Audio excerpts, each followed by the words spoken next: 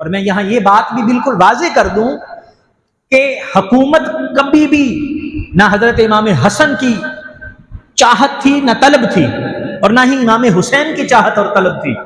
اگر حکومت ان شہزادوں کی چاہت اور طلب ہوتی تو امام حسن کبھی بھی خلافت حضرت امیر معاویہ کے سپرد نہ کرتے، سلو نہ کرتے، کیونکہ لشکر ان کے پاس موجود تھا، ساری سہولیات ان کے پاس موجود تھی، صرف امت کی بہتری اور بھلائی کے لیے انہوں نے خلافت سپرد کر دی۔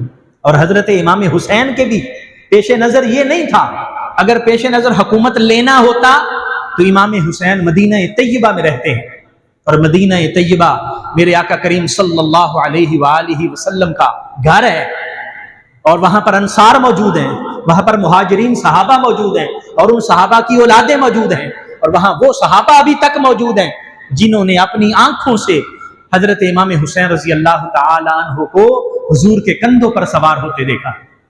وہاں پر وہ صحابی موجود ہیں جنہوں نے حضرت امام حسین کو حضور صلی اللہ علیہ وآلہ وسلم کی زبان مبارک چوستے دیکھا ہے۔ یہ سارے صحابہ وہاں موجود ہیں، اور انہوں نے حضرت امام حسین کی خدمت میں عرض بھی کیا۔ جب یزید نے پیغام بھیجا کہ حسین سے کہیں میری بیعت کر لیں، تو آپ نے انکار کیا، اور پھر محسوس ہوا کہ یہاں مدینہ طیبہ میں اگر میں رہوں گا تو مدینہ طیبہ کی حرمت پامال ہوگی۔ آپ نے لشکر کو دعوت نہیں دی۔ میں نے پچھلے جمعوں میں جب حضرت سیدنا عثمان غنی کا ذکر کیا تھا، اس وقت بھی میں نے یہ تفصیل آپ کی خدمت میں عرض کی تھی کہ حضرت عثمان غنی نے شہید ہونا گوارا کر لیا تھا، لیکن حضرت عثمان غنی رضی اللہ تعالی عنہ نے حضرت علی کے کہنے کے باوجود، دیگر صحابہ کے کہنے کے باوجود تلوار نہیں نکلنے دی۔ اب میرے لیے تلوار نہیں نکالو گے کیونکہ مدینہ طیبہ کی حرمت پامال نہیں ہوگی۔ اور جب حضرت علی کا دور آیا تو آپ نے دیکھا کہ یہاں تو خانہ جنگی کی صورتحال بن رہی ہے، اور مدینہ طیبہ کی حرمت پامال ہوگی، مدینہ طیبہ میں خون بہے گا، تو حضرت علی نے اپنا دارالحکومت تبدیل کر لیا اور مدینہ طیبہ سے کوفہ منتقل ہو گئے۔ کس وجہ سے؟ تاکہ مدینہ طیبہ کی عزت پامال نہ ہو۔ حضرت امام حسین کے ساتھ بھی یہی معاملہ پیش آ رہا ہے۔ اگر مدینہ میں رہتے ہیں تو یزید زبردستی بیعت لینے کی کوشش کرے گا، اور اگر بیعت نہیں کریں گے تو پھر تلواریں نکلیں گی، تو مدینہ طیبہ کی حرمت کو پامال نہیں کیا جائے گا۔ اس لیے حضرت امام حسین نے مدینہ چھوڑا، مکہ کی طرف روانہ ہو گئے کہ شاید اس کو حیا آ جائے، لیکن مکہ میں بھی صورتحال اسی طرح ہے۔ ادھر کوفہ کے لوگ لکھ رہے ہیں کہ ہم بڑے پریشان ہیں، ہم پر بڑا پریشر ہے، آپ یہاں تشریف لے آئیں، آپ نے جو کردار ادا کرنا ہے وہ یہاں آ کے کریں، کیونکہ حضرت علی بھی کوفہ میں تشریف لے گئے تھے، آپ بھی آ جائیں۔ تو آپ نے مکہ المکرمہ بھی حج بھی ترک کر دیا، اور مکہ المکرمہ سے حضرت عبداللہ ابن زبیر عرض کر رہے ہیں، عبداللہ ابن عباس عرض کر رہے ہیں کہ جناب اگر آپ کا پروگرام جنگ کرنے کا ہے تو ہم حاضر ہیں، ہم آپ کے ساتھ آتے ہیں، لشکر تیار کرتے ہیں۔ لیکن حضرت امام حسین کا مقصد یہ تھا اصلاح ہو سکے، جنگیں پہلے ہو چکی ہیں، خون بہت بہہ چکے ہیں، اب شاید ہم جنگ کے بغیر، خون بہائے بغیر ہم اپنے مقصد کو پالیں، کیونکہ نبی کریم صلی اللہ علیہ وسلم کے نظام پر کوئی کمپرومائز نہیں تھا۔ جو حضور نے نظام دیا تھا اس کے لیے تو کتنی جانیں قربان ہوئی تھی، غزوہ بدر سے لے کر آپ فتح مکہ اور پھر غزوہ حنین اور آخر تک کتنی جانیں قربان ہوئی تھی، کس لیے؟ تاکہ اللہ کا نظام نافذ ہو۔ اب اللہ کا نظام نافذ ہو گیا تو اب اس کو انڈو کیا جائے گا۔ حضرت امام حسین رضی اللہ تعالی عنہ کے سامنے دو رستے تھے، مان لیا جائے کہ یزید ٹھیک ہے، بیعت کر لی جائے، یا پھر اپنے نانا کے دین کو اور جو نظام میرے آقا کریم صلی اللہ علیہ وسلم عطا فرما کے گئے تھے، ہم اس کی سربلندی کے لیے اپنے آپ کو بھی قربان کر دیں۔ تو آپ نے دوسرا رستہ چنا، اپنی جان کو قربان کر دینے کا رستہ چنا۔ اس لیے ہمیں تمام چیزیں حقائق کے ساتھ دیکھنی چاہیے کہ یزید کے ساتھ صرف کوئی ظاہری حکومت کا معاملہ نہیں تھا، وہاں اصل میں پوری سلطنت کا معاملہ تھا، ریاست مدینہ کا معاملہ تھا، اور میرے آقا کریم صلی اللہ علیہ وسلم کے نظام کا معاملہ تھا۔ آپ دیکھیے اسلامی حکومت کا سربراہ کس کو ہونا چاہیے؟ سب سے پہلے تو یہ دیکھیے اسلامی حکومت کا سربراہ کس کو ہونا چاہیے۔ میرے آقا کریم صلی اللہ علیہ وآلہ وسلم کی تعلیمات طیبہ کو آپ دیکھیں تو آپ ساری چیزیں واضح کر کے گئے تھے. آپ نے فرمایا تھا کہ جو شخص تقوی اور طہارت میں اور اپنے کردار میں اور علم میں اور حلم میں اور ہر چیز میں اعلیٰ منصب پر فائز ہو، اسی کو مصلی امامت پر بھی کھڑا کرنا اور اسی کو اپنا حکمران بھی بنانا. تقوی، طہارت، پاکیزگی، تاکہ جو شخص اس مسند پر بیٹھے گا اس کو پتا ہوگا کہ میں نے یہ نظام کیسے چلانا ہے. متقی پرہیزگار وہ شخص ہونا چاہیے جو اس منصب کے لائق ہے. اور اگر آپ یزید کو دیکھیں تو تقوی تو اس کے قریب قریب بھی نظر نہیں آتا. اور شہادت حسین ایک بہت بڑا واقعہ ہے. بعض لوگ اس کو ایک سیف رستہ دینے کی کوشش کرتے ہیں اور اس کے لیے نرم گوشہ رکھنے کی کوشش کرتے ہیں. وہ کہتے ہیں کہ جی وہ ابن زیاد کا سارا کیا دھرا تھا یا عمر بن سعد کا سارا کیا دھرا تھا، یزید تو شام میں بیٹھا ہوا تھا اور یہ کربلا میں مسئلہ تھا. بھائی ایک تو اس نے حکم دیا تھا اور اس کے تمام پروف تاریخ میں موجود ہیں. اور اگر آپ دوسری طرف دیکھیں تو صرف شہادت حسین پر اس نے بس نہیں کی، اس نے مدینہ طیبہ پر لشکر کشی کی. مدینہ طیبہ پر لشکر بھیجا کہ سارے مدینے والے کو کہیں کہ میری بیعت کر لے، اور جو بیعت نہیں کرتا اس کو قتل کر دیا جائے.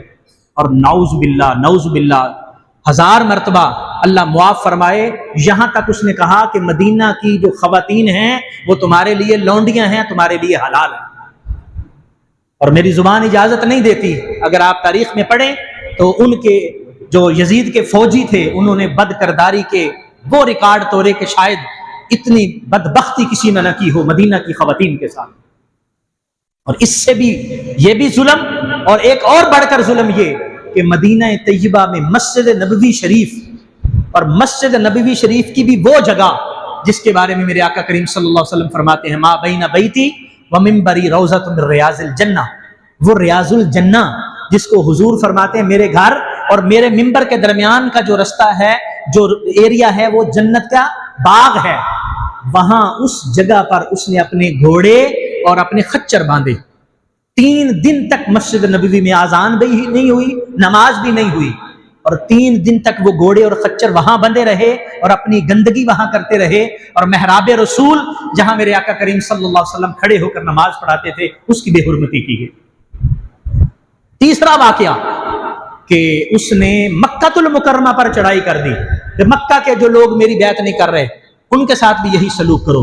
اور کچھ لوگوں نے مکہ یعنی خانہ کعبہ میں پناہ لے لی کہ یار وہ خانہ کعبہ کا تو حیا کرے گا، ہم مکہ میں پھریں گے تو پکڑ کے کہیں گے بیعت کرو یا مار دیں گے، تو چلو زندگی بچانے کے لیے ہم خانہ کعبہ کے اندر چلے جاتے ہیں. خانہ کعبہ میں جا کے دروازہ بند کر لیتے ہیں اور یزید کے فوجی خانہ کعبہ پر پتھر پھینکتے ہیں اور بڑے بڑے مجنیق کے ساتھ پتھر پھینکتے ہیں جس سے خانہ کعبہ کی دیوار بھی شہید ہو جاتی ہے. آپ کون کون سا اس کا ظلم معاف کریں گے اور کون کون سے ظلم پر آپ چشم پوشی کریں گے؟ یہ ایسے ایسے ظلم ہیں کہ رونگٹے کھڑے ہو جاتے ہیں. تو جو خلیفہ ہونا ہے یا بادشاہ ہوتا ہے یا حکومت کا سربراہ ہوتا ہے اس کے کردار کو بہترین ہونا چاہیے. اور میرے آقا کریم صلی اللہ علیہ وآلہ وسلم نے ایک اہم جو ریاست اسلامی کا ایک اصول دیا ہے وہ مشاورت کا اصول ہے. یہ مشورے کے ساتھ معاملات طے پائیں گے. لیکن آپ یزید کو دیکھیے، کوئی مشورہ نہیں، جو اس نے حکم دے دیا سو دے دیا. لوگ کہہ رہے ہیں کہ ایسا نہ کرو لیکن وہ بات نہیں مان رہا. اسی طرح اظہار رائے کی آزادی، کوئی آزادی نہیں ہے، زبردستی بیعت لی جا رہی ہے. اسلامی ریاست کا اصول ہے کہ ریاست کا سربراہ اور ریاست کے افراد سارے کے سارے اللہ کی بارگاہ میں جواب دہ ہیں. وہ اپنی زندگی گزارنے میں اللہ کی بارگاہ میں جواب دہ ہیں، اور ریاست کا سربراہ امور حکومت میں اور اپنے معاملات میں اللہ کی بارگاہ میں جواب دہ ہے. اور یزید کی صورتحال ہی اور ہے اور اس کی فکر ہی اور ہے. اور جو بیت المال ہے جہاں خزانہ جمع ہو رہا ہے اور مسلمانوں سے زکوٰۃ اور عشر اور دیگر جو محصولات آ رہے ہیں اور بیت المال میں جمع ہو رہے ہیں، وہ حق مسلمانوں کا ہے، وہ حق اسلامی ریاست کا ہے. لیکن وہاں بیت المال اپنی مرضی سے جیسا چاہے وہ استعمال کر رہے ہیں. یعنی آپ کوئی بھی اسلامی ریاست کے اصولوں میں سے کسی ایک اصل کو بھی دیکھ لیں تو آپ کو وہاں اس کی پائمالی نظر آئے گی اور اس کی دھجیاں اڑتی ہوئی نظر آئیں گی. یزید کے دور میں حضرت سید الشہداء سیدنا امام حسین رضی اللہ تعالی عنہ نے اپنے مختلف خطبات میں اور اپنے مختلف بیانات میں، اپنے تقریروں میں اور خطوط میں آپ نے یہ لکھا کہ میرا مقصد کیا ہے، کیا میرا مقصد تخت کی حصولی ہے، میرا مقصد حکومت لینا ہے، یا میرا مقصد اصلاح ہے۔ اگر آپ خطبات ان کے دیکھیں اور ان کے خطوط دیکھیں تو آپ کو پتہ چلے گا کہ ان کا مقصد صرف اور صرف یہ تھا کہ میرے نانا نے جو ہمیں دین دیا تھا اور میرے نانا نے جو ہمیں نظام دیا تھا، ہم اس کی پامالی نہیں دیکھ سکتے، ہم اس کو اس طرح پامال ہوتا ہوا اور اس کی بے حرمتی ہوتے ہوئے نہیں دیکھ سکتے۔ یہ ریاست، یہ ساری کی ساری ریاست میرے آقا کریم صلی اللہ علیہ وسلم نے اپنی کوشش، محنت اور صحابہ کرام نے اپنی قربانی سے سب کی سب کو تشکیل دیا تھا، اور آج اس کے ساتھ کھلواڑ ہو رہا ہے۔ حضرت امام حسین برداشت نہیں کر سکتے تھے۔ آپ نے اپنے بھائی حضرت محمد بن حنفیہ جو حضرت علی کے بیٹے ہیں، آپ نے ان کو ایک وصیت فرمائی، اور اس وصیت کے اندر فرمایا کہ میرا مقصد کیا ہے۔ نمبر 1 آپ نے فرمایا امت رسول کے امور کی اصلاح کرنا۔ یہ میرے نانا کی امت ہے، اور میں سمجھتا ہوں کہ میرا فرض بنتا ہے کہ میں جب ان معاملات کو خراب دیکھوں تو میں لوگوں کی اصلاح کروں، میں لوگوں کو بتاؤں کہ لوگوں تم غلط جا رہے ہو، تم ٹھیک نہیں ہو۔ میرا ایک مقصد یہ ہے۔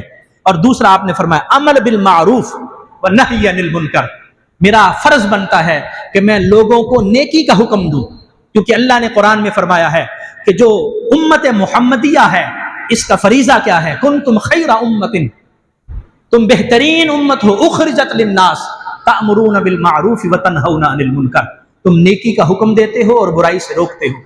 اس وقت سید الشہداء حضرت امام حسین رضی اللہ تعالی عنہ جس منصب پر فائز تھے، رسول اللہ صلی اللہ علیہ وآلہ وسلم کے نواسے ہونے، اور اس وقت امت میں سب سے افضل ہونے اور اہل بیت کے سب سے افضل افراد ہونے کے اعتبار سے آپ کا یہ فرض بنتا تھا کہ آپ امر بالمعروف اور نہی عن المنکر فرمائیں۔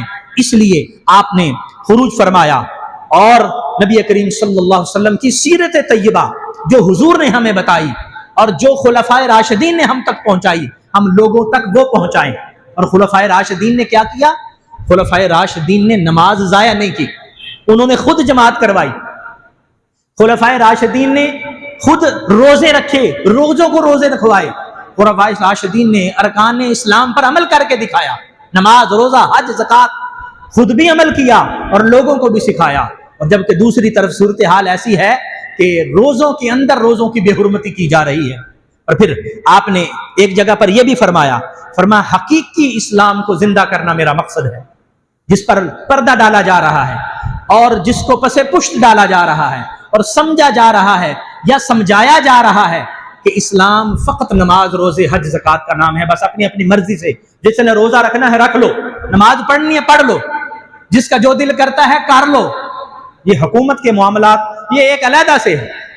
یہ جو تفریق ہو رہی تھی، حضرت امام حسین نے دیکھا یہ رسول اللہ صلی اللہ علیہ وآلہ وسلم کی تعلیمات کے خلاف ہے، یہ تفریق نہیں ہے، یہ دین اور دنیا کی کوئی تفریق نہیں ہے کہ جو حکومت پر فائز ہوگا وہ ایک علیحدہ سے شخص ہوگا اور دینی امور کو سر انجام دینے والا علیحدہ سے شخص ہوگا، ایسی کوئی تقسیم نہیں تھی۔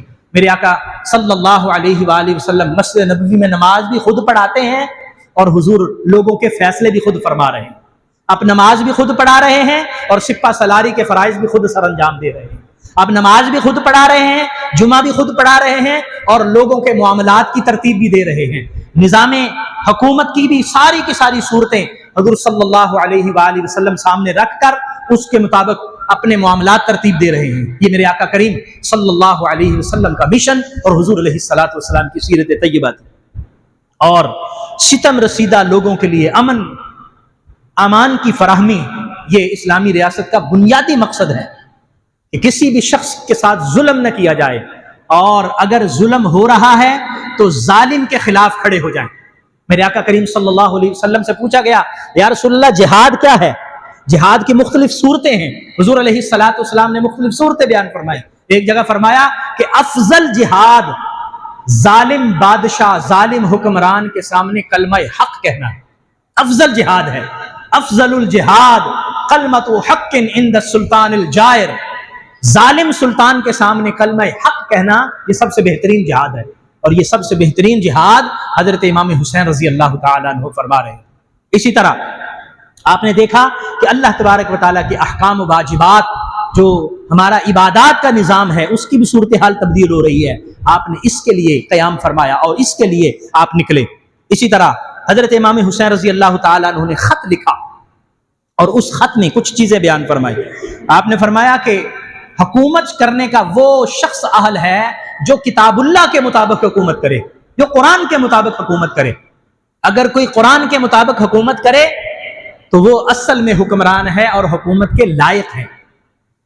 حضرت سیدنا ابوبکر صدیق، عمر فاروق، عثمان غنی، علی المرتضیٰ اور آگے تک ان کی حکومت حضرت امام حسین، اہل بیت کے دیگر افراد، یعنی آپ حضرت علی المرتضیٰ کو دیکھیں، حضرت ابوبکر صدیق کے ساتھ ہیں، عمر فاروق کے ساتھ ہیں، عثمان غنی کے ساتھ ہیں، اور آپ ان کے ساتھ رہے۔ لیکن جب معاملات خراب ہوئے تو پھر آپ نے تلوار نکالی۔